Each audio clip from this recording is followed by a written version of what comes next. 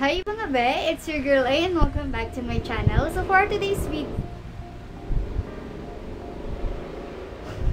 Hi guys! It's your girl A and welcome back to my channel. So for today's video is re-review natin itong cheek tint from Nichido. So itatry natin kung magiging okay ba siya for everyday makeup. So ayan guys! So before we get started, so don't forget to subscribe and please keep on watching. Zoom in ko kayo para mas makita nyo yung aking pagmumukha. So, ayan, ang aking bare face. Kanilang product. So, Nichido Cheek Tint in the shade Tickled Pink. So, guys, nung binili ko to is iisang shade lang yung nakita ko doon, which is pare-pareho na sila na Tickled Pink lang talaga yung nakalagay doon. And I'm not sure kung meron pa silang ibang shade. So, ito, nagkakahalaga siya ng 128 pesos sa isang ganito. So, isa siyang tube siya na ganyan. So, medyo malaki lang siya ng konti sa aking daliri. So, ayan. I-apply ko na siya sa aking pagmo-case. Wala akong ibang nilagay sa mukha ko. Kundi naghilamos lang ako. Tapos, wala na. Wala na nga eh. Tapos, yung applicator niya is parang pang lipstick. Yung applicator niya is parang lipstick or ano ba tawag? Doe put applicator. And para siyang lip gloss. So, ganyan yung kanyang shade. Ayan. Yung shade niya guys is para siyang red pink.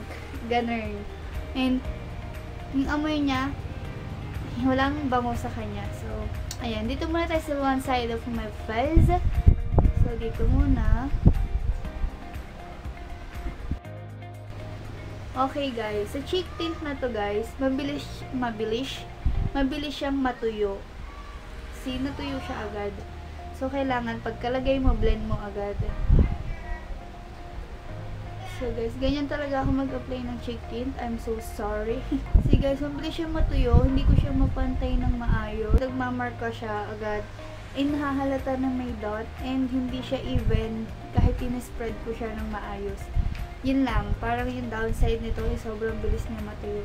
Kailangan apat yung kamay mo dito eh. Isa nag-a-apply, isa taga-blend. Yung blush na to is para siyang tinted kasi ayun nga, sobrang bilis niyang kumapit sa face tapos nagmamark siya agad. So, pag nag-apply kayo guys, wag yung kabilaan. 'Di ba minsan tayo pag nag-a-apply tayo ng mga liquid products, magkabilaan agad. Yung parang buong face nilalagyan na. Pero ito guys, lagyan niyo lang kung saan yung i-blend niyo. Gigets niyo ba ako? Parang ang gulo ko mag-explain. I'm sorry. Tapos sa kabila naman, hindi ba ako parang sinampal niyan? Yung, ayan o, sobrang bilis niya matuyo. Mahirap siya. Parang, hindi ko alam kung mahirap siya tanggalin or what. Magugustuhan ko to guys for everyday kasi recently, nagiging obsessed ako sa mga blush on kasi minsan kasi pag on the go, hindi na ako masyadong nagme-makeup or hindi na ako naglalagay ng full pack na makeup. So, maglagay lang ako ng blush on guys. Sobrang fresh na ng mukha ko. And, so, para sa akin kasi guys, yung blush on, malakas siyang maka-fresh kahit na nag-blush on ka lang, tas powder lang yung gamit mo and then lip tint. So, okay naman siya. And, ayan, mukha kong fresh ngayon. Lalagyan ko lang yung, powder yung face ko. And, ayan. Ito yung usually ginagawa ko for everyday. Kapag talaga ayaw ko maglagay ng makeup. Ganyan minsan guys, ganyan na lang yung makeup ko. And lalagyan ko na lang siya ng lip tint and fresh na ako. No? Okay guys, try naman natin siya kasi nakalagay lang dito is cheek tint. So, titignan ko pa rin kung pwede siya pang lips. Why not, diba?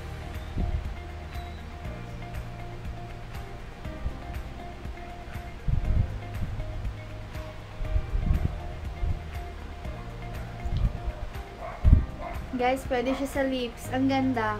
Kapag sa lips nilagay, Nichido, bakit? Bakit cheek tint lang yung nilagay nyo dito? Kung pwede naman lip and cheek and tint. Lip, cheek, and tint. Tama ba? Lip, cheek, tint. Ano?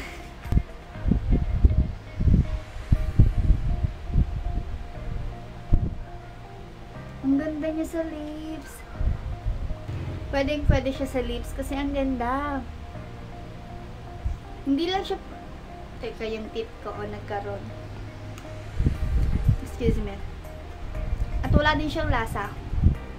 Kasi diba kadalasan sa mga lip tint is may mga lasa. Pero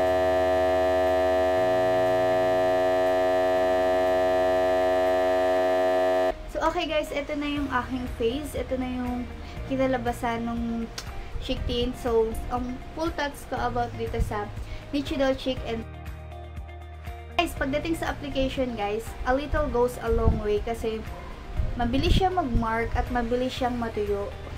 Parang it takes time sa pag-blend sa kanya para makisama siya sa'yo. So, ayun. Dito naman sa lips, pwede siya, nakalagay kasi dito is cheek tint lang, diba? Pero ginamit ko siya sa lips ko at tinry ko at okay siya guys. Kasi sa feeling ko ngayon, parang wala akong suot na tint kasi sobrang gaan niya nga. Tapos natuyo siya agad at hindi siya drying sa lips. Hindi siya nagda-dry. Para akong may tinga. Excuse me. Tapos parang wala lang. Hindi rin naman siya moisturizing. Parang wala lang talagang nakalagay sa lips mo. At ang ganda guys. Kapag nilagay mo siya sa lips mo, okay na okay siya guys. Kung naghahanap kayo ng perfect lip tint, hindi naman perfect. Yung perfect color na red na may pink, ganon. Ito, okay siya. And sa pagdating sa price niya, is 128 pesos. Sa kasing laki lang ng daliri ko kasi takip pala to guys. So, ganyan na siya kalaki. And hindi pa puno yung nasa bottle niya, which dito lang. So, for 128 guys, medyo mahal siya para sa akin. Kasi guys, parang, paano ko ba ito i-explain? 128 pesos, hindi siya enough sa ganitong kalaki. Tas ang nipis pa ng bottle niya, see? Parang lip gloss, ganun. So, parang hindi siya enough sa 128 pesos. Kung palagi mo siya gagamitin, guys, mabilis siya maubos. Dapat mas mura pa ang benta nila dito. Yun lang naman yung sa akin. Para naman sa akin, 128 pesos lang, bakit hindi, diba? Pero kasi, kung sa ganito, 128 pesos. Pero okay naman yung performance niya.